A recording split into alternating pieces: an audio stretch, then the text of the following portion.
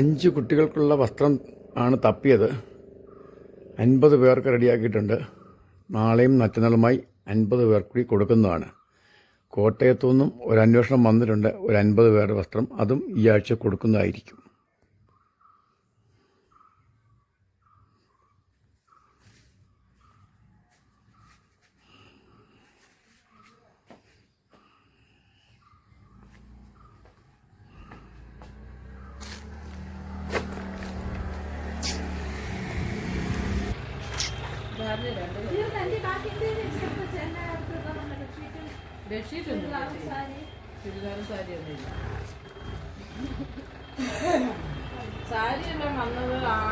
ഇതിപ്പോൾ ഒരു സുഹൃത്ത് വന്ന് പെറുക്കിയെടുത്താണ് ആർക്കൊക്കെ കൊടുക്കാൻ വേണ്ടി.